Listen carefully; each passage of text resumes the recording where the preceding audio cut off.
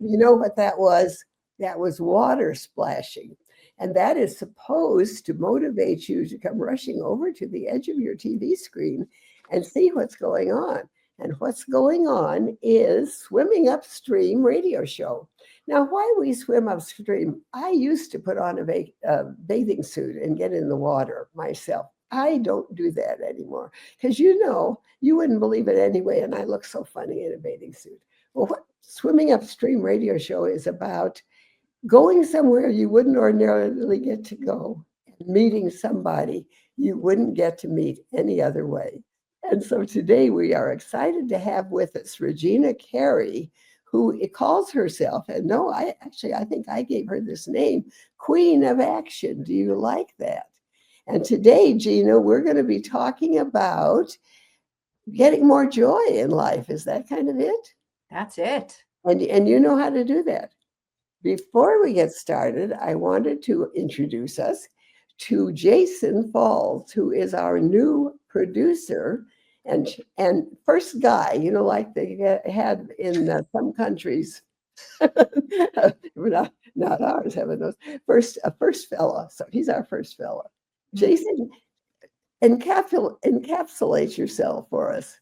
Oh my goodness. Well, I'm an internet junkie. I like doing the social medias and doing podcasts and things like that. And I also like Americana music. I have 2 kids who are in their teens and 20s. And yeah, I'm just here to have a good time and help move things along. Have you had a good time so far today? Absolutely. Yeah. These first few episodes have been great. Well, great. So we've already done 3 episodes. We just want you to know that there will now be a new episode every Monday. And where all can they find it? They can find it basically anywhere you get podcasts as an audio format, but we now also have a YouTube channel, the Swimming Upstream Radio Show on YouTube, so you can actually watch the show as well. Wonderful. And so we're going to take very good care of you because we want to be sure all this actually goes on schedule. So, and now Gina is going to tell us how to get more joy out of absolutely every minute. Gina, tell me something. Well, it is terrific to see you, and you look fabulous in red. Thank you so much. Stitch Fix, Love it. Love it. So it seems like your business is going pretty well. And for a girl whose business is making people feel better, that's kind of unusual in these perilous times. Yes, the work is much needed. Well, do you think people are actually feeling that they need more joy and enthusiasm and that kind of thing? Even though joy, I think we associate with a very good feeling, I really believe people are not wanting more of anything. We have so much information. I say we're in information intoxication. Well, wouldn't you say, I'm going to insist that you say, wouldn't you say it's not only that we have so much information, but we're not able to find out what's true and what isn't? Yes. And that is really the crux of the work that I do, is help people discover what's true for them. Well, now what I got out of the title of your presentation, it's high functioning, low joy. And I thought that's made to order for right now. Mm-hmm. And so what do you find when people do come to you? What are you able to offer to perk them right up? Do you tickle them? I wish I could. When people come to me, it's because they are over functioning. Really? So they are working, they're very bright. People are smart. Most of the people you and I hang out with are really, really smart. We like smart people who do great things.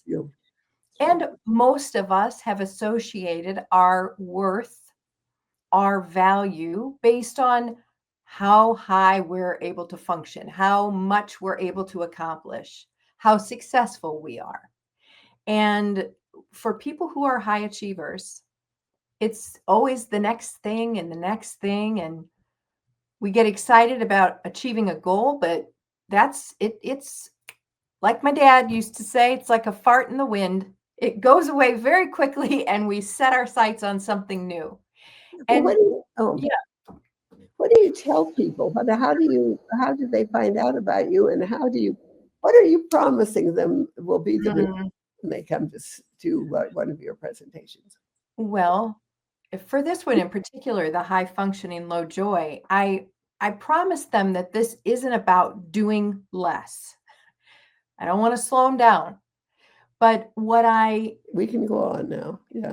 What I'm encouraging them to do is feel more joy, ease, connection with one another, with That's a pretty tall order, though. How do you do that?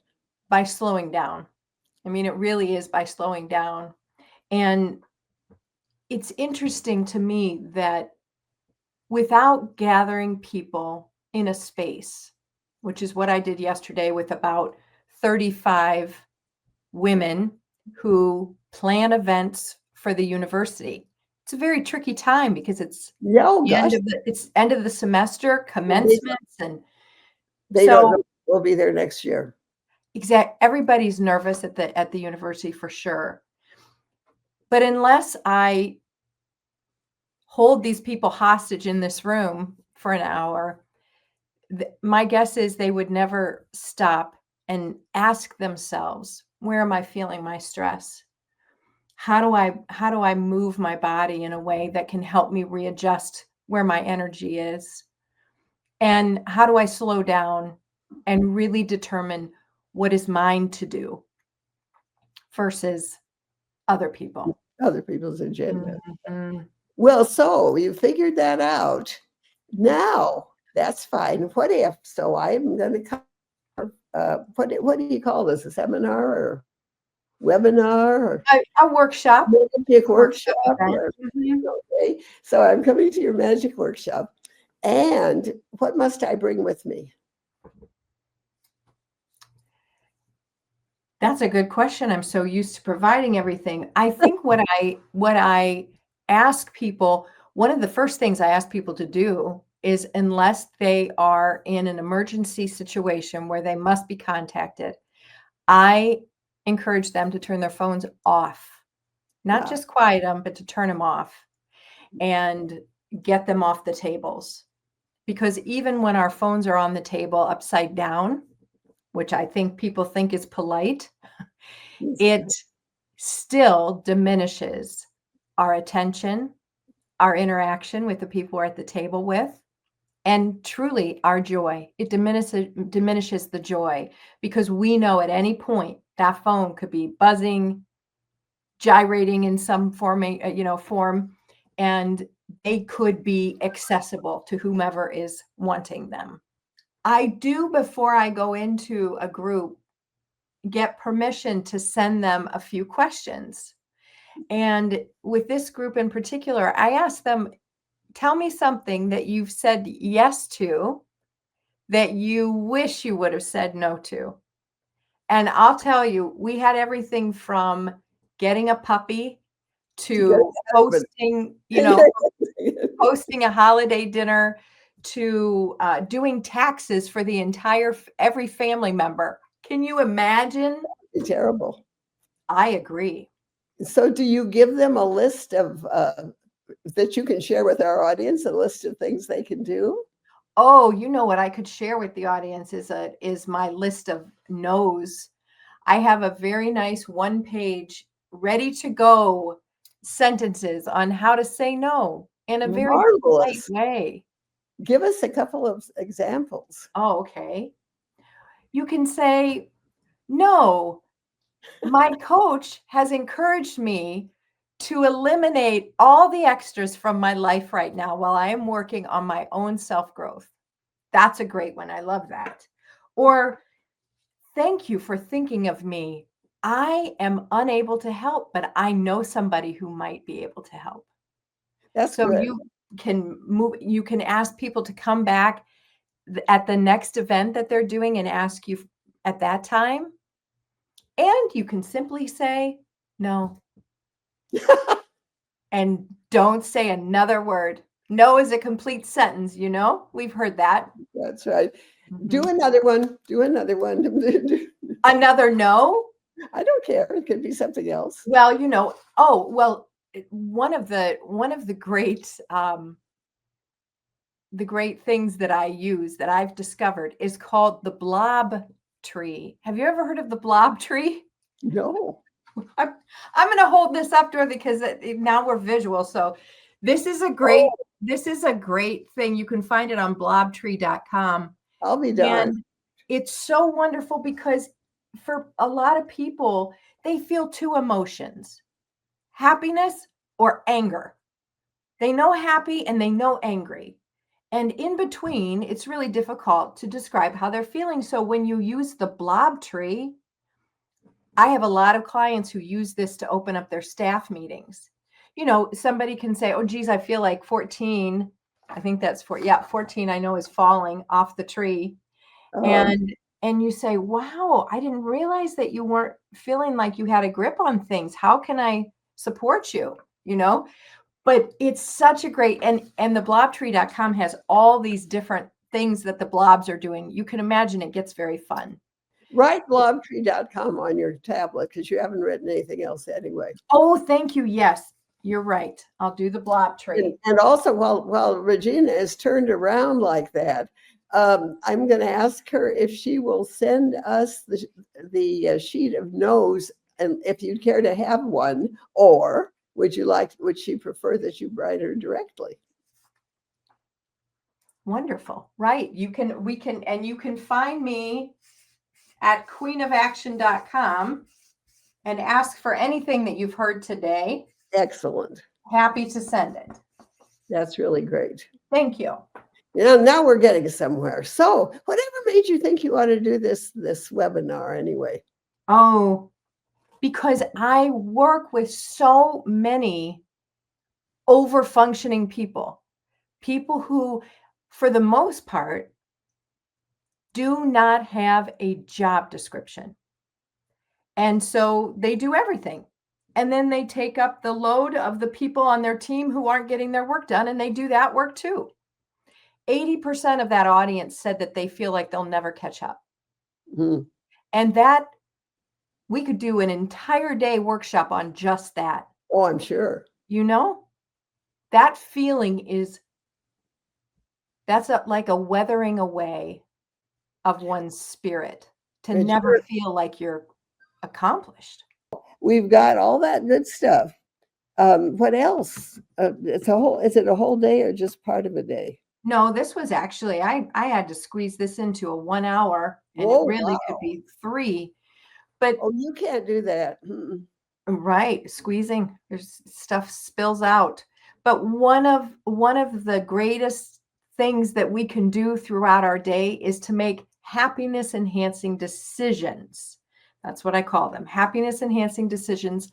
Like you wake up and you decide, I really ought to have my green juice because I know it's good for me. But boy, oh boy, it really would be so much fun to go down and get my favorite donut today. Do it. You can do that once in a while, especially if you're drinking green juice every morning, That's a little happy decision. And so we call that thinking from the head, happiness enhancing decisions. There you go. And so they can have whatever they want occasionally. Right. Because happiness enhancing decisions, a lot of syllables. It is. It is. Yeah. Oh, and that could even be the question. Yeah. What have you had today? Yeah. Mm-hmm. Love it. Okay. So what are kinds of now this is a 1 hour thing. So you got to move really fast. How are people reacting, and what do you find out what are you learning? This was an interesting observation yesterday. I'm learning that as a speaker, and when I engage in an audience, I really need to know what my space is going to be like. So yesterday I had very dark background slides, and here my presentation was up against this dark wood paneling. So it looked like a black hole, like everything was just sucked. My messaging was just sucked in there. But my workshops are very engaging. And I walk over, there is no front or back. I walk all over. And one of the things I did yesterday was I put up my Post-its all around the room so that I could move and write. But also I made stick figures and asked everybody to put an X on where they hold their stress. Ah, And what we came to discover is that most everybody holds all those X's were from the heart up. wow. And in that audience, Dorothy, 5 people had fallen Really? during that week. And I said, look you're carrying so much. Your stress is all your attention and energy. You're top heavy. And so it ought not to surprise you that you are falling over, So this awareness, I love the idea that we can't leave a place we've never been. That's And right. so I like to say, I teach these people to have an awareness of where they are so that they can move through it or get out of it or embrace it. Wow, that is a big deal. Have you been surprised at anything that you've learned doing this? Surprised. I'm always surprised, always, at how what I expect doesn't ever really happen. And that when I begin, it's over before I even know it. And that demonstrates flow. I know that I get into flow when I speak, and I'm so enmeshed with the audience and the back and forth that it feels more like a conversation than a presentation. Well, I know we're having a terrible problem here with the kids and the phones, and I'm interested that you said that's the first thing that you do anything with it. Do you have any success there that you could tell about? In our area, the high schools are actually dealing with really an additional, we had, I think, 5 suicides last year. They just, far from being connected and building community, they're feeling isolated and frightened and lonely. Yes. So I wonder what we can do. As now here we had the advantage of your seminar. What can we do to help our families? Or can we do anything? Do they have to work it out themselves? No, we can do a lot. We can do a lot. First of all, as long as they're living under your roof, you have control over what they have access to, truly. And you can turn off the Wi-Fi at any point. But the other thing, huge, is to model it. And so one of the things that I began doing when my children were in their teens and having phones is that if ever, and I work from home, so my home office is the kitchen, my office, other places in the home. When they enter my space, my computer is shut. I close my computer and I focus on them. I put my phone down and I focus on them. That is immense. It really is. So you actually, I'd be tempted. I mean, I'd turn aside. So you would actually turn off the computer. Yes, shut it down like this. I'd go away unless, of course, I was on a call. And if if I'm on, then I'm in my office with my door closed with a sign on it. They know. But when I am in the space of our home where we live together as a family, they know I'm accessible. For sure. That is excellent. That's a small but incredible thing because, one of my kids is a high school teacher and he's finding it next to impossible because the school won't do anything about keeping phones out of the classroom. And he says, he said, even if you take the phones away from them, they sit there like they were just waiting for them to come back. Wow. And they still don't do anything. Well, So, the other thing is, this is what I said to my son the other day. Whose life is more interesting than yours? This is your life, and yet you're giving all the attention and energy to everybody else's. You are an amazing human, and people are missing out when you are focused on that. And so smacking them a little bit into reality by saying, you are important. Your life is important and you've got great things that you're doing. Let's put the attention on you, not everybody else. No, it reminds me of that wonderful line from Annie Mame. Life is a banquet and most poor so-and-sos are starving to death. Yes. Yeah. It's another word, but I have class. I didn't use it. Oh, yes, right. And, help your child find what they love, what they are good at, and engage them in that in whatever way you can. And I guarantee 1,000%, they've got areas of such expertise that you can't even imagine it. It can be stumbled out of them, but they've got it. And I have raised 6, and they're all older than Jason. And I'm taking that badly. So we can, and one thing that you're bringing to us that I kind of have gone on past is you're really building a family still. Yours are getting ready to go or have gone out into the world. That takes a whole different skill set. Yes. For now that I'm older than dirt, you have to think, well, what can I do to make the most of the time we have together? Because we don't have a lot of time together. Right. And you know what you learn? You learn to really listen more than anything else, I think. What did he really say? What is he really telling me? What does he need? Yeah. And especially noticing. Yes. We can't notice what our kids are going through if we're here too. And most people are. Yes. And the kids think we don't care. They think we're not. You're absolutely we don't care enough about what they're doing. And as long as mom and dad are on the phones, we might as well be too, because everybody's doing his or her own thing. And when you can find things that your family loves doing together, eating out, biking, going on a walk, going on a vacation, a staycation, playing a board game.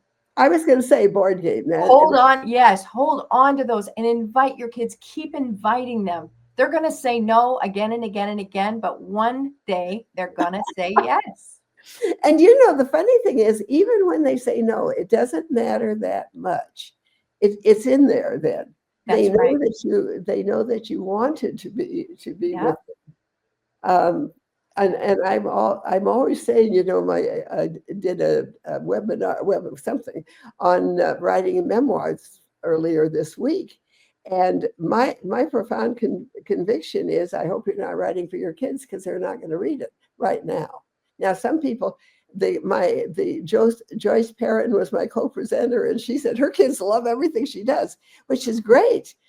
She's the only person like that I know, though, because those Canadians. Yeah, isn't that the truth? They're so sweet. Yeah, but I think if you realize that it's all there, and all you have to do, it's hard to keep coming back, but all you have to do is keep coming back. And I think now you are not hardly going to believe that we've talked our way through a whole show. Wow.